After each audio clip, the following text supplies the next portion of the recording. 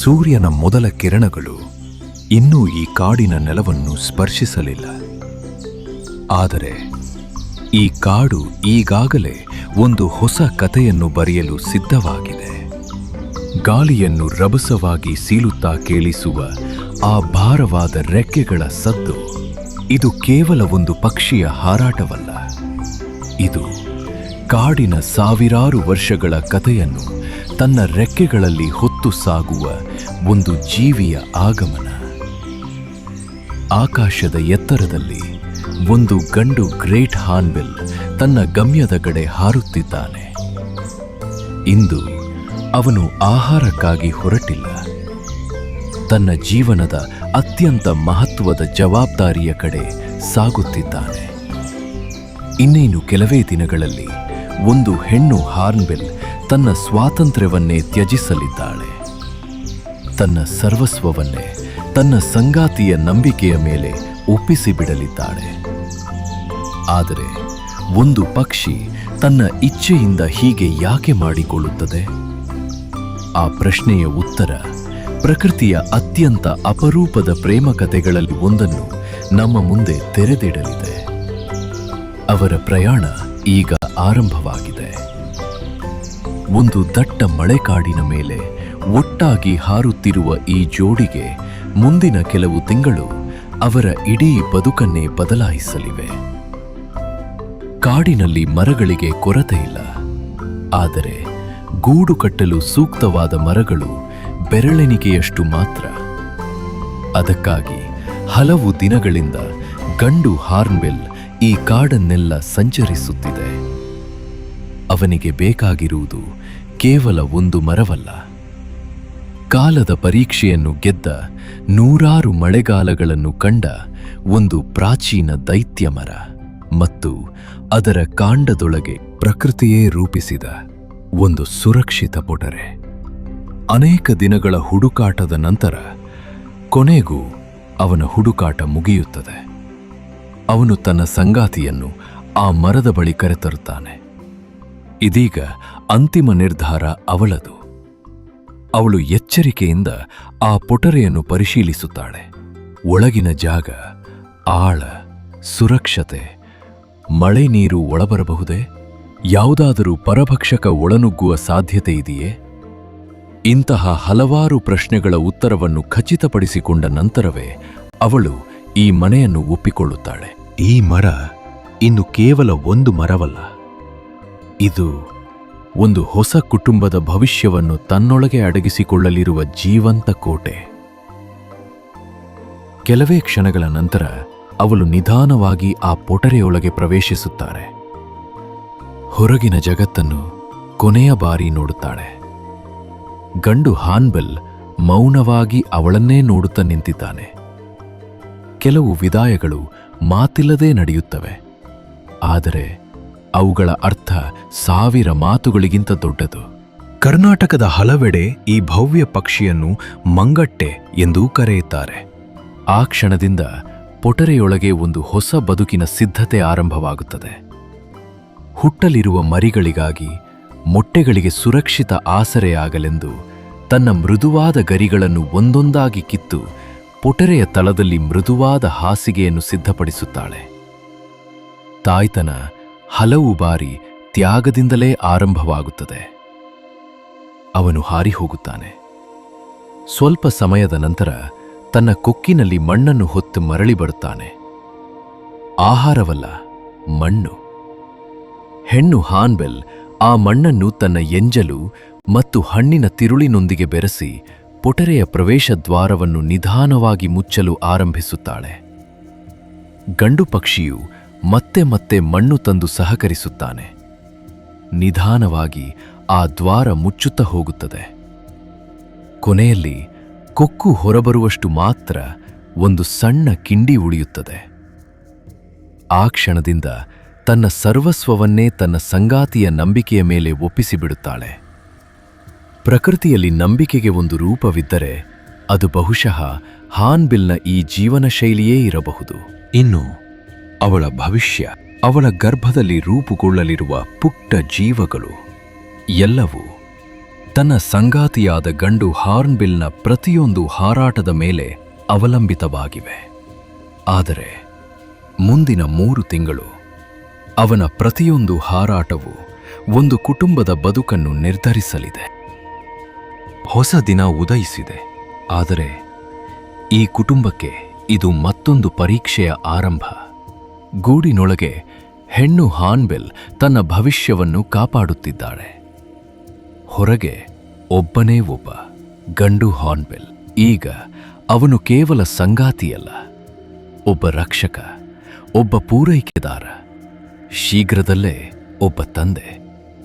ಸೂರ್ಯ ಉದಯಿಸುವ ಮೊದಲೇ ಅವನ ದಿನ ಆರಂಭವಾಗುತ್ತದೆ. ತನ್ನ ಹೊಟ್ಟೆ ತುಂಬಿಸಿಕೊಳ್ಳುವುದಕ್ಕಲ್ಲ, ಗೂಡಿನೊಳಗೆ ತನ್ನನ್ನೇ ನಂಬಿ ಕಾಯುತ್ತಿರುವ ಸಂಗಾತಿಗಾಗಿ. ಕೆಲವೊಮ್ಮೆ ಹಣ್ಣುಗಳು ಹತ್ತಿರದಲ್ಲೇ ಸಿಗುತ್ತವೆ, ಕೆಲವೊಮ್ಮೆ ಅವುಗಳನ್ನು ಹುಡುಕಲು ದೂರ ದೂರ ಹಾರಬೇಕಾಗುತ್ತದೆ. ಒಂದು ಹಣ್ಣು, ಒಂದು ದೀರ್ಘ ಹಾರಾಟ, ಮತ್ತೆ ಒಂದು ಹೊಸ ಹುಡುಕಾಟ. ಇದೇ ಈಗ ಅವನ ದಿನಚರಿ. ಆದರೂ ಖಾಲಿ ಕೊಕ್ಕಿನಿಂದ ಹಿಂದಿರುಗುವ ಆಯ್ಕೆ ಅವನಿಗಿಲ್ಲ. ಏಕೆಂದರೆ ಪ್ರತಿ ಹಣ್ಣು ಗೂಡಿನೊಳಗೆ ಕಾಯುತ್ತಿರುವ ಜೀವಕ್ಕೆ ಮತ್ತೊಂದು ದಿನದ ಬದುಕನ್ನು ನೀಡುತ್ತದೆ. ದಿನಗಳು ಕಳೆಯುತ್ತವೆ. ಬೆಳಗು, ಸಂಜೆ, ಮತ್ತೆ ಬೆಳಗು. ಇದೇ ಚಕ್ರ ಮುಂದುವರಿಯುತ್ತದೆ. ಆದರೆ ಕಾಡು ಯಾವಾಗಲೂ ಸುಲಭದ ದಾರಿಯನ್ನು ತೋರಿಸುವುದಿಲ್ಲ. ಕೆಲವೊಮ್ಮೆ ಧಾರಾಕಾರ ಮಳೆ, ಕೆಲವೊಮ್ಮೆ ಬಿರುಗಾಳಿ, ಮತ್ತೊಮ್ಮೆ ಆಹಾರದ ಕೊರತೆ ಪ್ರತಿದಿನವೂ ಅವನ ತಾಳ್ಮೆಯನ್ನು ಪರೀಕ್ಷಿಸುತ್ತವೆ. ಆದರೂ ಅವನು ನಿಲ್ಲುವುದಿಲ್ಲ. ಏಕೆಂದರೆ ಗೂಡಿನೊಳಗೆ ಅವನ ಸಂಗಾತಿ ಅವನಿಗಾಗಿ ಕಾಯುತ್ತಿದ್ದಾಳೆ. ಅವಳು ಕಾಯುತ್ತಿರುವುದು ಆಹಾರಕ್ಕಷ್ಟೇ ಅಲ್ಲ, ಅವನು ಸುರಕ್ಷಿತವಾಗಿ ಮರಳಿ ಬರುವುದಕ್ಕೂ. ಆದರೆ ಇನ್ನೇನು ಕೆಲವೇ ದಿನಗಳಲ್ಲಿ ಅವನ ಜವಾಬ್ದಾರಿ ಇನ್ನಷ್ಟು ಹೆಚ್ಚಾಗಲಿದೆ. ಏಕೆಂದರೆ ಆ ಪುಟ್ಟ ಗೂಡಿನೊಳಗೆ ಹೊಸ ಜೀವಗಳು ತಮ್ಮ ಮೊದಲ ಉಸಿರಿಗಾಗಿ ಕಾಯುತ್ತಿವೆ. ಕಾಲಚಕ್ರ ಉರುಳಿತು. ಹಗಲುಗಳು ಕಳೆದು ಹೋದವು, ರಾತ್ರಿಗಳು ಸರಿದು ಹೋದವು. ಹೊರಗಿನ ಜಗತ್ತಿಗೆ ಈ ಪುಟ್ಟ ಪೊಟರೆಯೊಳಗೆ ಏನಾಗುತ್ತಿದೆ ಎಂಬುದು ಗೊತ್ತಿಲ್ಲ. ಆದರೆ ಪ್ರಕೃತಿ ತನ್ನ ಕೆಲಸವನ್ನು ಮೌನವಾಗಿಯೇ ಮಾಡುತ್ತಿರುತ್ತದೆ. ಹೆಣ್ಣು ಹಾರ್ನ್ಬಿಲ್ ತನ್ನ ದೇಹದ ಉಷ್ಣತೆಯಿಂದ ಮೊಟ್ಟೆಗಳಿಗೆ ಜೀವ ತುಂಬುತ್ತಾಳೆ. ಹೊರಗೆ ಗಂಡು ಹಾರ್ನ್ಬಿಲ್ ಪ್ರತಿದಿನದಂತೆ ತನ್ನ ವಾಗ್ದಾನವನ್ನು ಉಳಿಸಿಕೊಳ್ಳುತ್ತಲೇ ಇರುತ್ತಾನೆ. ದಿನಗಳು ಮತ್ತಷ್ಟು ಕಳೆಯುತ್ತವೆ. ಕೊನೆಗೂ ಅವರೆಲ್ಲ ಕಾಯುತ್ತಿದ್ದ ಕ್ಷಣ ಬಂದು ಸೇರುತ್ತದೆ. ಆ ಪುಟ್ಟ ಪೊಟರೆಯೊಳಗೆ ಮೊಟ್ಟೆಯ ಚಿಪ್ಪಿನಲ್ಲಿ ಒಂದು ಪುಟ್ಟ ಬಿರುಕು ಮೂಡುತ್ತದೆ. ನಂತರ ಇನ್ನೊಂದು. ಸ್ವಲ್ಪ ಹೊತ್ತಿನಲ್ಲೇ ಒಂದು ಹೊಸ ಜೀವ ಈ ಜಗತ್ತಿನ ಮೊದಲ ಉಸಿರನ್ನು ಎಳೆಯುತ್ತದೆ. ಆ ಪುಟ್ಟ ಮರಿಗಳಿಗೆ ಈ ವಿಶಾಲ ಕಾಡಿನ ಪರಿಚಯ ಇನ್ನೂ ಇಲ್ಲ. ಆಕಾಶವೆಂದರೇನು, ಮಳೆಯೆಂದರೇನು, ಗಾಳಿ ಎಂದರೇನು ಅವುಗಳಿಗೆ ಇನ್ನೂ ಗೊತ್ತಿಲ್ಲ. ಅವುಗಳ ಇಡೀ ಪ್ರಪಂಚ ಈ ಪುಟ್ಟ ಗೂಡಷ್ಟೇ.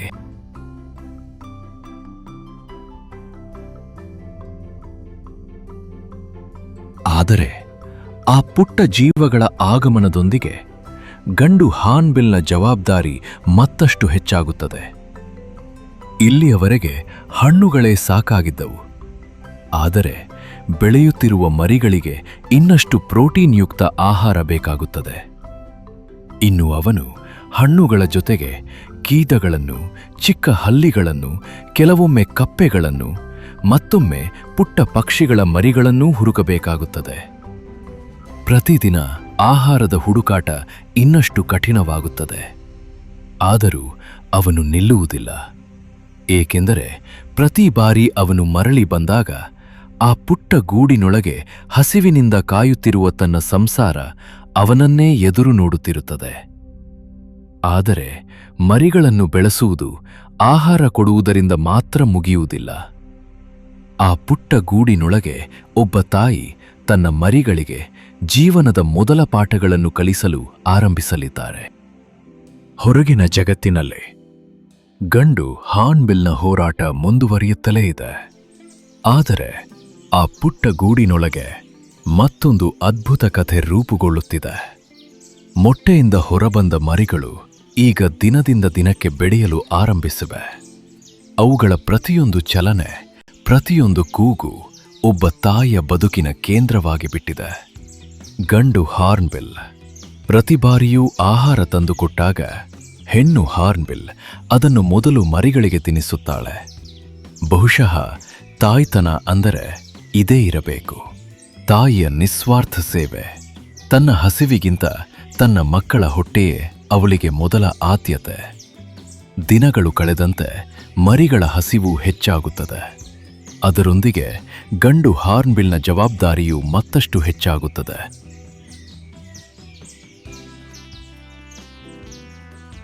ಆದರೆ ಈ ಪುಟ್ಟ ಗೂಡಿನೊಳಗೆ ಇನ್ನೊಂದು ಪಾಠವೂ ನಡೆಯುತ್ತಿರುತ್ತದೆ. ಸ್ವಚ್ಛತೆಯ ಪಾಠ.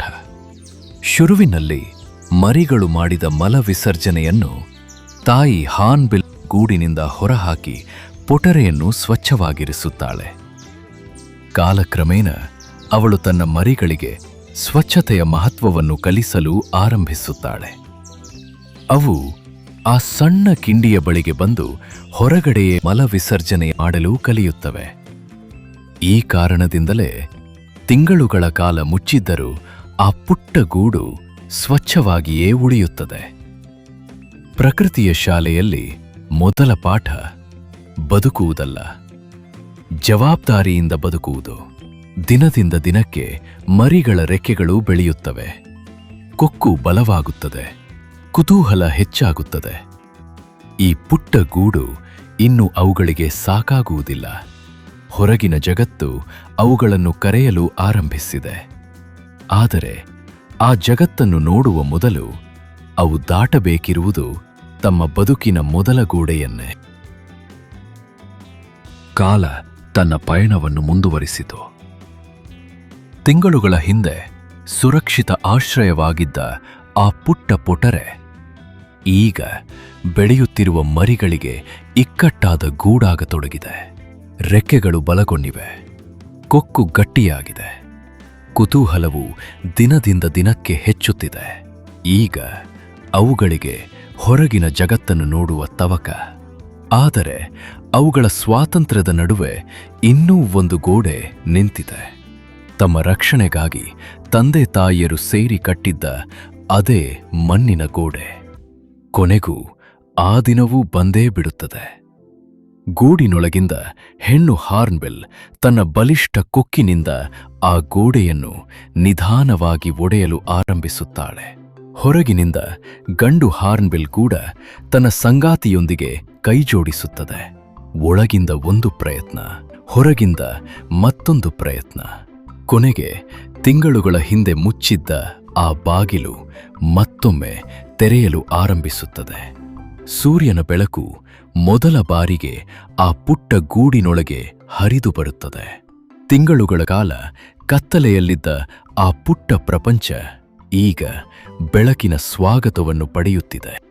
ಅಷ್ಟೇ ಅಲ್ಲ, ಗೂಡಿನೊಳಗೆ ಕಳೆದ ಈ ಅವಧಿಯಲ್ಲಿ ತನ್ನ ಮೃದುವಾದ ಎದೆಯ ಗರಿಗಳನ್ನು ಕಿತ್ತು ಮರಿಗಳಿಗೆ ಮೃದುವಾದ ಆಸರೆ ನಿರ್ಮಿಸಿದ್ದ ತಾಯಿ ಈಗ ಮತ್ತೆ ತನ್ನ ಹಾರುವ ಗರಿಗಳನ್ನು ಬೆಳೆಸಿಕೊಂಡಿದ್ದಾಳೆ. ಮುಂದಿನ ಪಯಣಕ್ಕೆ ಪ್ರಕೃತಿಯೇ ಅವಳನ್ನು ಮತ್ತೊಮ್ಮೆ ಸಜ್ಜುಗೊಳಿಸಿದೆ. ಪುಟ್ಟ ಮರಿಗಳು ಮೊದಲ ಬಾರಿಗೆ ತಮ್ಮ ತಲೆಯನ್ನು ಗೂಡಿನ ಹೊರಗೆ ಚಾಚುತ್ತವೆ. ಅವುಗಳ ಕಣ್ಣ ಮುಂದೆ ಅಪರಿಚಿತವಾದ ಒಂದು ಹೊಸ ಜಗತ್ತು, ಅಗಾಧವಾದ ಆಕಾಶ, ಅಂತ್ಯವಿಲ್ಲದ ಕಾಡು ಮತ್ತು ಸ್ವಾತಂತ್ರ್ಯ. ಆದರೆ ಹೊರಗೆ ಬರುವುದು ಅವುಗಳ ಪ್ರಯಾಣದ ಅಂತ್ಯವಲ್ಲ. ಅದೇ ಪ್ರಕೃತಿಯ ವಿಶಾಲ ಜಗತ್ತಿನಲ್ಲಿ ಅವುಗಳ ಮೊದಲ ಹೆಜ್ಜೆ. ಮೊದಲ ಹೆಜ್ಜೆ ಯಾವತ್ತೂ ಸುಲಭವಲ್ಲ. ಪ್ರಕೃತಿಯ ಈ ವಿಶಾಲ ಜಗತ್ತಿನಲ್ಲಿ ಪ್ರತಿಯೊಂದು ಕ್ಷಣವೂ ಒಂದು ಹೊಸ ಪಾಠ. ಮೊದಲ ದಿನಗಳಲ್ಲಿ ರೆಕ್ಕೆಗಳ ಬಲಕ್ಕಿಂತ ಧೈರ್ಯವೇ ಹೆಚ್ಚು ಬೇಕಾಗುತ್ತದೆ. ಗಾಳಿಯ ದಿಕ್ಕನ್ನು ಅರಿಯುವುದು, ಕೊಂಬೆಯಿಂದ ಕೊಂಬೆಗೆ ಚಲಿಸುವುದು, ಸಮತೋಲನ ಕಾಯ್ದುಕೊಳ್ಳುವುದು, ಇವೆಲ್ಲವನ್ನೂ ನಿಧಾನವಾಗಿ ಕಲಿಯಬೇಕಾಗುತ್ತದೆ. ಈ ಪಯಣದಲ್ಲಿ ಅವು ಎಂದಿಗೂ ಒಂಟಿಯಾಗಿರುವುದಿಲ್ಲ. ತಂದೆ ತಾಯಿ ಇಬ್ಬರೂ ಮರಿಗಳ ಜೊತೆಯಲ್ಲೇ ಇರುತ್ತಾರೆ. ಆಹಾರವನ್ನು ಹುಡುಕುವುದು, ಯಾವ ಮರಗಳು ಫಲ ನೀಡುತ್ತವೆ ಎಂಬುದನ್ನು ಗುರುತಿಸುವುದು, ಅಪಾಯವನ್ನು ಮುಂಚೆಯೇ ಅರಿಯುವುದು, ಕಾಡಿನಲ್ಲಿ ಬದುಕಲು ಬೇಕಾದ ಪ್ರತಿಯೊಂದು ಪಾಠವನ್ನು ತಾಳ್ಮೆಯಿಂದ ಕಲಿಸುತ್ತಾರೆ. ಗೂಡಿನಿಂದ ಹೊರಬಂದರೆ ಪೋಷಕರ ಜವಾಬ್ದಾರಿ ಮುಗಿಯುವುದಿಲ್ಲ. ಹಲವು ತಿಂಗಳುಗಳವರೆಗೆ, ಕೆಲವೊಮ್ಮೆ 2-3 ವರ್ಷಗಳವರೆಗೂ ಈ ಕುಟುಂಬ ಒಟ್ಟಾಗಿಯೇ ಬದುಕುತ್ತದೆ. ಕಾಲ ಕಳೆದಂತೆ ಒಂದು ಕಾಲದಲ್ಲಿ ತಂದೆಯ ಕೊಕ್ಕಿನಿಂದ ಆಹಾರ ಪಡೆಯುತ್ತಿದ್ದ ಮರಿಗಳು ಈಗ ತಮ್ಮದೇ ಕೊಕ್ಕಿನಿಂದ ಮೊದಲ ಬಾರಿಗೆ ಹಣ್ಣುಗಳನ್ನು ಕೀಳಲು ಆರಂಭಿಸುತ್ತವೆ. ಅವುಗಳ ಆತ್ಮವಿಶ್ವಾಸವು ರೆಕ್ಕೆಗಳ ಜೊತೆಯೇ ಬೆಳೆಯುತ್ತದೆ. ಆದರೆ ಈ ಕುಟುಂಬದ ಪಯಣ ಇಲ್ಲಿಗೆ ಮುಗಿಯುವುದಿಲ್ಲ. ಏಕೆಂದರೆ ತಮಗೆ ಅರಿವಿಲ್ಲದೆಯೇ ಇವು ಇಡೀ ಕಾಡಿನ ಭವಿಷ್ಯವನ್ನೇ ರೂಪಿಸುತ್ತಿವೆ. ಪಶ್ಚಿಮ ಘಟ್ಟಗಳ ದಟ್ಟ ಮಳೆಕಾಡಿನ ಅಂತರಾಳದಲ್ಲಿ ಒಂದು ಮರದಿಂದ ಮತ್ತೊಂದು ಮರಕ್ಕೆ ಹಾರುತ್ತಾ ಸಾಗುವ ಈ ಮಂಗಟ್ಟೆಗಳ ಕುಟುಂಬ ತನ್ನ ಬದುಕಿನ ಕಥೆಯನ್ನು ಮಾತ್ರ ಮುಂದುವರಿಸುವುದಿಲ್ಲ. ತನಗೇ ಅರಿವಿಲ್ಲದಂತೆ ಮಳೆಕಾಡಿನ ಮುಂದಿನ ತಲೆಮಾರಿನ ಕಥೆಯನ್ನೂ ಬರೆಯುತ್ತಿರುತ್ತವೆ. ಅವು ಸವಿಯುವ ಪ್ರತಿಯೊಂದು ಹಣ್ಣಿನೊಳಗೂ ಇನ್ನೊಂದು ಕಾಡಿನ ಭವಿಷ್ಯ ಅಡಗಿರುತ್ತದೆ. ಒಂದು ಕಾಡಿನಲ್ಲಿ ತಿಂದ ಆ ಪುಟ್ಟ ಬೀಜ ಮತ್ತೊಂದು ಕಾಡಿನ ಮಣ್ಣಿನ ಮಡಿಲನ್ನು ತಲುಪಿ ಮಳೆರಾಯನ ಕೃಪೆಯಿಂದ ಭೂತಾಯಿಯ ಮಡಿಲು ಹೊಕ್ಕಿ ಕಾಲದ ಆರೈಕೆಯಲ್ಲಿ ಚಿಗುರೊಡೆದು ವರ್ಷಗಳ ನಂತರ ಆಕಾಶದೆತ್ತರಕ್ಕೆ ಬೆಳೆದು ನಿಲ್ಲುವ ಬೃಹತ್ ಮರವಾಗಿ ರೂಪುಗೊಳ್ಳುತ್ತದೆ. ಬಹುಶಃ ಒಂದು ದಿನ ಅದೇ ಮರದ ಪೊಟರೆಯಲ್ಲಿ ಮತ್ತೊಂದು ಮಂಗಟ್ಟೆ ಜೋಡಿ ತಮ್ಮ ಹೊಸ ಬದುಕನ್ನು ಆರಂಭಿಸಬಹುದು. ಒಂದು ಕುಟುಂಬದ ಪಯಣ ಮತ್ತೊಂದು ಕುಟುಂಬದ ಆಶ್ರಯವಾಗಿ ರೂಪುಗೊಳ್ಳುವ ಈ ಜೀವಚಕ್ರ ಲಕ್ಷಾಂತರ ವರ್ಷಗಳಿಂದ ಮಳೆಕಾಡಿನ ಮೌನ ಸಂಪ್ರದಾಯವಾಗಿ ನಿರಂತರವಾಗಿ ಸಾಗುತ್ತಿದೆ. ಆ ಕಾರಣಕ್ಕಾಗಿಯೇ ಮಂಗಟ್ಟೆಗಳನ್ನು ಕಾಡಿನ ರೈತರು ಎಂದು ಗೌರವಿಸಲಾಗುತ್ತದೆ. ಮಂಗಟ್ಟೆಗಳು ಕೇವಲ ಒಂದು ಪಕ್ಷಿಯಲ್ಲ, ಅವು ಮಳೆಕಾಡಿನ ಸಮೃದ್ಧಿಯನ್ನು ಪೀಳಿಗೆಯಿಂದ ಪೀಳಿಗೆಗೆ ಕೊಂಡೊಯ್ಯುವ ಅದೃಶ್ಯ ಶಿಲ್ಪಿಗಳು. ಕಾಡು ತನ್ನ ಹಸಿರನ್ನು ಉಳಿಸಿಕೊಂಡಿದ್ದರೆ ಅದರ ಹಿಂದೆ ಇಂತಹ ಅಸಂಖ್ಯಾತ ಮೌನಜೀವಿಗಳ ನಿರಂತರ ಸೇವೆಯೂ ಅಡಗಿದೆ. ಆದರೆ ಇಂದು ಈ ಜೀವಚಕ್ರದ ಎದುರು ನಿಂತಿರುವ ದೊಡ್ಡ ಸವಾಲು ಪ್ರಕೃತಿಯಿಂದಲ್ಲ, ಅರಣ್ಯ ನಾಶ, ಅರಣ್ಯದ ಅತಿಕ್ರಮಣ ಮತ್ತು ಶತಮಾನಗಳಷ್ಟು ಹಳೆಯ ಮರಗಳ ನಾಶ ಈ ಮೌನ ಪರಂಪರೆಯನ್ನೇ ನಿಧಾನವಾಗಿ ಅಳಿಸುತ್ತಿವೆ. ಒಂದು ಮಂಗಟ್ಟೆಯನ್ನು ಉಳಿಸುವುದು ಎಂದರೆ ಕೇವಲ ಒಂದು ಪಕ್ಷಿಯನ್ನು ಉಳಿಸುವುದಲ್ಲ, ಒಂದು ಕಾಡಿನ ಭವಿಷ್ಯವನ್ನು, ಸಾವಿರಾರು ಮರಗಳ ನಾಳೆಯನ್ನು, ಇನ್ನೂ ಹುಟ್ಟದ ಅನೇಕ ಜೀವಗಳ ಬದುಕನ್ನು ಉಳಿಸುವುದು. ಏಕೆಂದರೆ ಪ್ರಕೃತಿಯಲ್ಲಿ ಕೆಲವು ಜೀವಿಗಳು ತಮ್ಮ ಬದುಕಿಗಿಂತ ದೊಡ್ಡ ಕಥೆಯನ್ನು ಬರೆಯುತ್ತವೆ. ಮಂಗಟ್ಟೆ ಅಂತಹ ಕಥೆಯ ಒಂದು ಮೌನ ನಾಯಕ. ಪ್ರಕೃತಿಯ ಬಗ್ಗೆ ನಾವು ತಿಳಿದಷ್ಟು ಅದರ ಅಚ್ಚರಿಯ ನಿಗೂಢತೆ ಇನ್ನಷ್ಟು ತೆರೆದುಕೊಳ್ಳುತ್ತದೆ. ಇದು ಮಾಯಾವನ ವೈಲ್ಡ್ ಲೈಫ್. ಮುಂದಿನ ಸಂಚಿಕೆಯಲ್ಲಿ ಮತ್ತೆ ಭೇಟಿಯಾಗೋಣ. ಧನ್ಯವಾದಗಳು.